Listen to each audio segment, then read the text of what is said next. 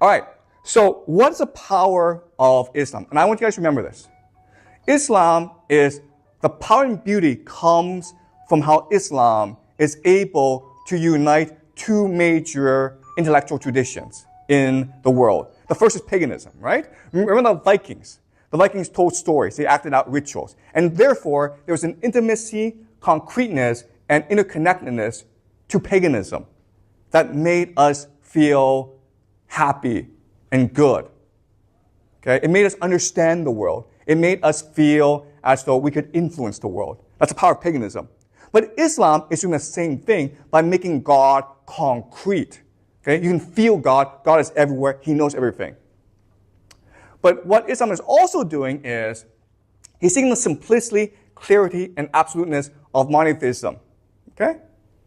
Monotheism is nice because with monotheism, everything becomes clear to you. Right? Okay, there's one God, therefore, I just have to follow him. I just have to believe in him. There's like a million gods in paganism. And so it's unclear what you should do or how you should relate to this million gods. But here in monotheism, the relationship between God and you, it's very, very clear. Okay? So in other words, Islam is a major intellectual revolution in human history. And we have forgotten this because Islam, the idea, has embedded itself into modernity itself. Okay? Does that make sense? All right. So, what I will show you over the course of the semester is that Islam really is the proto-modernity. When we say that modernity began in Europe, we forget that Islam really built the basis for modernity. Okay? All right? So, fulfillment of the law and prophets. It's completing the story in the Bible. It's bringing God to the people. You can now touch God. You can now know God. That's the beginning of the idea of Protestantism, okay? And create heaven on earth. And this is the idea of science. Why do we use science? To make the world better. Because God wants us to make the world better. All right? So a lot of the ideas that will underpin modernity, that God can be in us, and that God expects us to make the world better, it's already there in the beginnings of Islam. And that's why we will have the Islamic Golden Age, because they are propelled by their devoteness to the one true God. All right, now that we've done the three mysteries, let's go back to the three original questions. First question is, why did Islam enter its Golden Age and Christian Europe enter its Dark Age? Second question is, why did the Islamic Golden Age end? Third question is, how did Christian Europe overtake the Muslim world? Okay, to answer these three questions, all we have to do is compare and contrast these three major religions together. Judaism, Christianity, and Islam. All right? There are both strengths and weaknesses to all religions. So let's very quickly compare and contrast these three major religions to see why they thrive in a certain historical context. So, Judaism. The Bible, it's a wonderful piece of literature. It has a very rich history going back 1,000 years, right? So the Jews were the first to have a complete history of themselves. There are beautiful stories in the Bible that still inspire today. The stories of Adam and Eve, the stories of the patriarchs, the story of Moses. They still inspire us today, and they inspire us to create great literature. And then you have a literary culture. So the Jews were expected to be people of the book. They were expected to be literate in order to practice their religion. Okay? And this helps us understand why Jews are so dominant in academia, universities, in the media and in culture, and in the legal profession, okay? Because these are people of the book. They have a tremendous respect for learning and for literacy, okay? That said, there are certain problems with the tradition. The first is it's contradictory. When you read the Bible, it's always contradicting itself, okay? It's almost schizophrenic, you could say. it's very hard to pick out a definite message from the Bible. And that's why the oral tradition, called the Torah, is actually much more important. Okay? And so Jews have to go to the synagogue all the time, where the rabbi will explain to them the meaning of the Bible, because if you read it by yourself, it's almost impossible to understand. Okay? Second problem is their God, Yahweh, he's very problematic. He's extremely problematic, as we know from last semester when we looked at the Bible. He doesn't seem to know what he's doing, and he's very, very violent. Okay, he often commands the Israelites to go kill all their enemies. Okay, so he's a very problematic God. And the third major problem in the tradition is faith versus history. If you believe that you're the chosen people, and you believe that Yahweh is the only true God, then why are you being persecuted all the time? Okay, why were the Romans able to kick you out of Jerusalem and burn down your temple, which is the house of God? Why are you homeless? Why do you lack a homeland? Okay? And this has been going on for 1,000 years. And there are no easy explanation to any of these problems. Okay? So within the Jewish faith, there's a lot of conflict and debate and doubt. So the Christian faith was created in many ways to try to resolve a lot of the issues within the Jewish tradition. The first major advantage of the Christian faith is it's the personification and perfection of divinity, right? Remember how we said that Yahweh is problematic? Well, now we have Jesus, who we can understand. And Jesus made the ultimate sacrifice, therefore we know him to be the ultimate good. Okay? Second advantage is, okay, now that there's a person, we can, through him, deliver a consistent message of being kind, being merciful, being loving. Okay? The third advantage is the idea of progress of history. Everything is leading to the return of Jesus, the second coming. Okay? So you may suffer now, but don't worry because Jesus is returning. And that will end history for us. All right? So these are the advantages of Christianity. But when you do that, when you have Jesus personified God, you create a lot of issues. Okay? The first issue is it's a really confusing story. Why would God come down to earth, manifest himself as a human, and then sacrifice himself? That's really, really confusing. Like, I know there's a lot of really good explanations as to why this is the case. Still, if you're just a normal person, you can't understand the story. It makes no sense to you, okay? Second is that it's counterintuitive. A lot of the ideas in Christianity, it's just counterintuitive. The Holy Trinity must be the strangest idea in religion, where God, the Holy Spirit, and Jesus are separate but equal. It makes no intuitive sense to anyone. And the third is distant divinity, okay? God is out there somewhere. You don't know where. You can't talk to him. You can't see him. You have no idea where he is. Okay? It's a very distant divinity. And so these are the disadvantages of Christianity. And so Islam now makes sense because it's trying to remedy and rectify these failings of Christianity. Okay? The first is that it takes the Jewish tradition and the Christian tradition and makes it part of itself. Okay? So it is really the continuation and the perfection of the Jewish Christian tradition. Second is the absoluteness of God, okay? This is now true monotheism where God is everywhere and you can see him. But if God is everywhere, then what's amazing is that that God can come inside you through your faith, through your devotion, and for your practice. All right? And so what this means is you now know how to behave in the world. There's a clarity of purpose and action. You know that as long as you do those 5 things, those 5 pillars of Islam, your life will be good. God is in you. And that gives you strength and purpose and power. Okay? And these ideas is what will start the Islamic golden age and allow Islam to propel itself past everyone. Okay? The problem, though, is it's too simple and clear.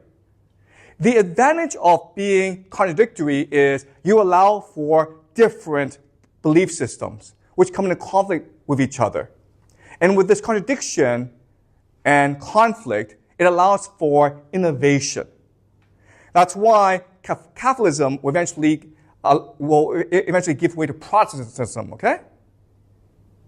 Which is a reinterpretation of the Bible. But it's because the Bible is so contradictory that this innovation is allowed to happen. The Bible was extremely clear. The Quran is extremely clear.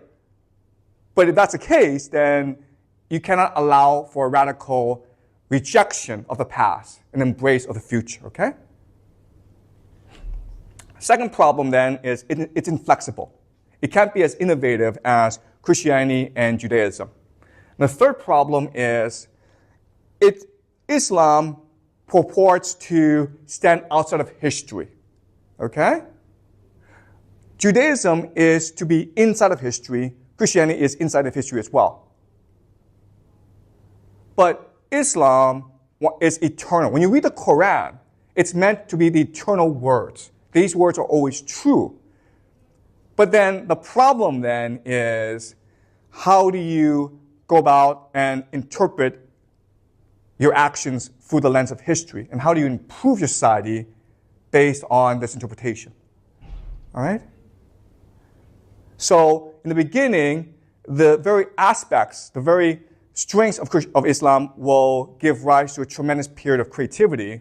But over time, you will have these innovations will become dogma, and they will ossify, and they will prevent further growth in your society.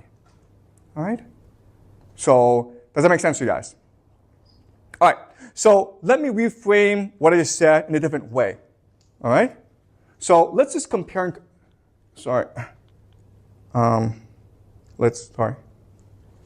I'm going to compare and contrast Christianity with Islam. And then this will be a bit more clear to you. All right?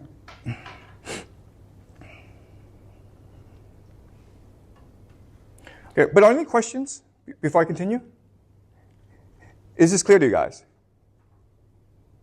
So I apologize, I'm making a lot of generalizations, but again, this is a macro view of history. All right, so let's look at Christianity and compare it with Islam. All right? So as I have said in previous classes, Christianity was developed by the Roman Empire in order to co-opt first the Jews and eventually these barbarian invaders. And therefore, the religion is one of empire and power. Okay?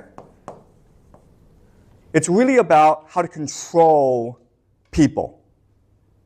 But Islam, as I just mentioned, it is a revolutionary religion that must be open and inclusive and tolerant in order to attract as many followers as possible.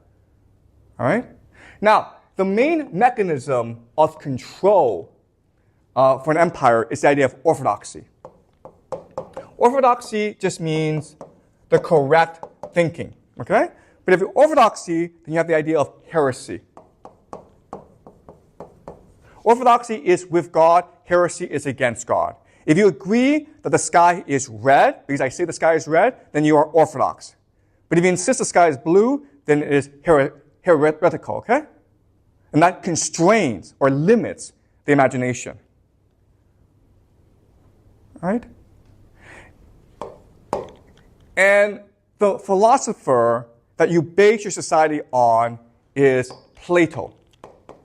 So the idea of the bishop, the idea of the pope, it's really the idea of Plato's philosopher king. All right?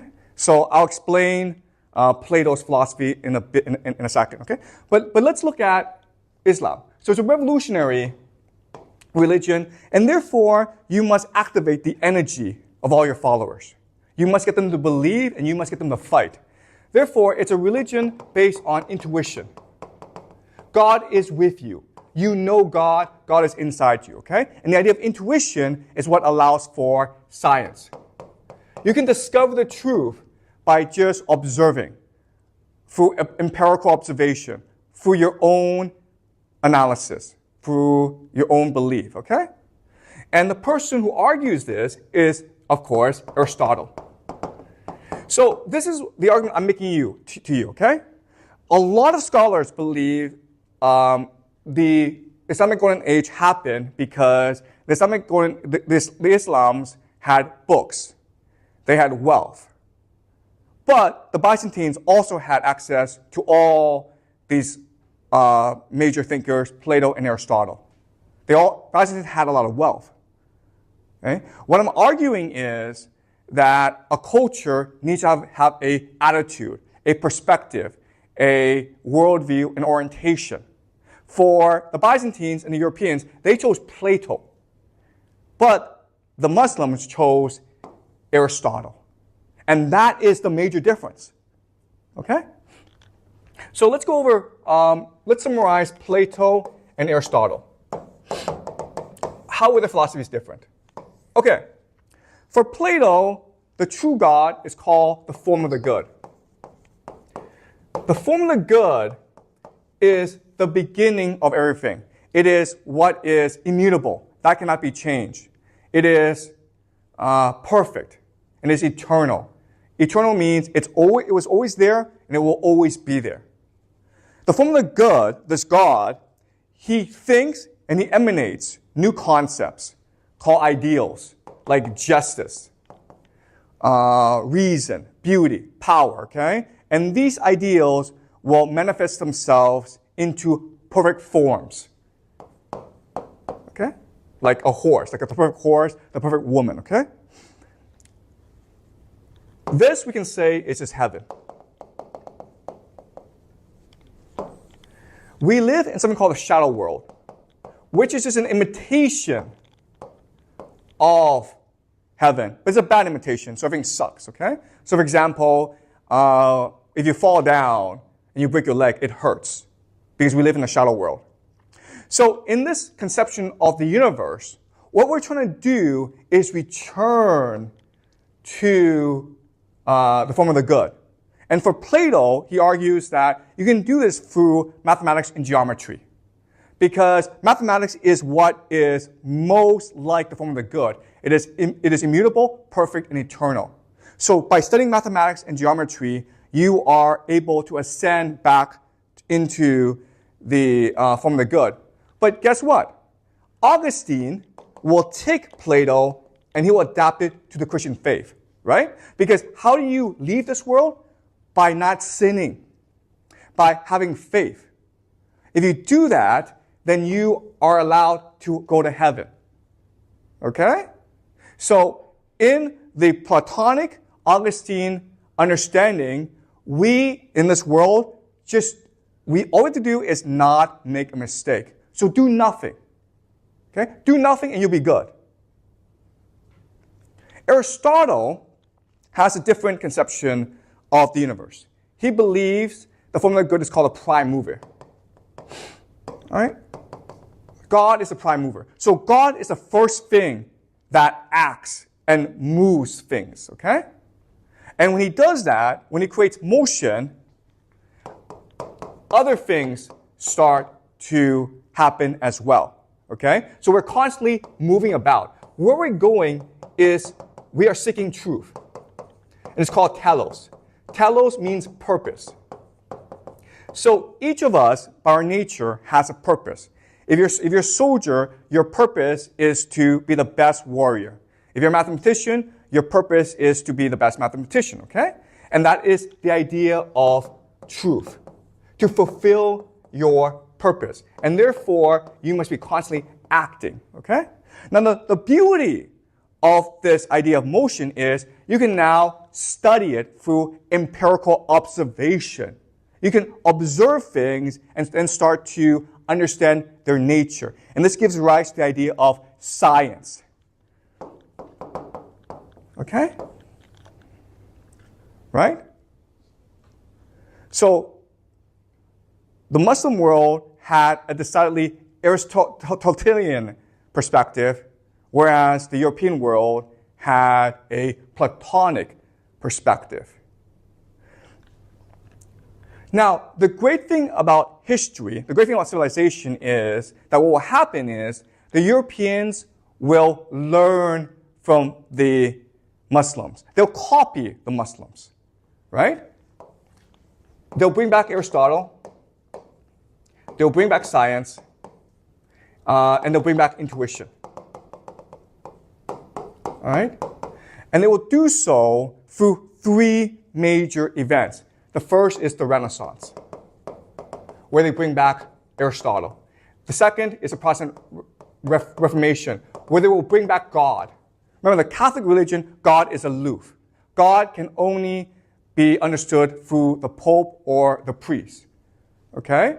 But the Protestant religion is, no, God is with us. God is in us. For your actions, you can win God's favor. Okay? Now, last is science, right? The scientific revolution. And these are the three major events that will give us modernity. Okay? But guess what? The Europeans are just emulating the Muslims. But, and this is really important, they will improve on the Muslims. Okay? So the problem with science is, yes, in the beginning you will have all this tremendous discovery, but this innovation will eventually lead to something called dogma. All right? And so what you need to do is create institutions to destroy dogma. And that's what the Europeans will do, which will, and this idea that dogma can be destroyed through discussion and debate and analysis is what will become the basis of the scientific revolution, which will create the modern world that we live in today, okay? So we will go through all of these three major movements in future classes. But please remember that it's the Islamic Golden Age which will inspire the Europeans to do all three of these things, which in turn will create the modern world that we live in today. Okay? And that's why I believe that the Islamic Golden Age is really the proto-modernity of human history. All right.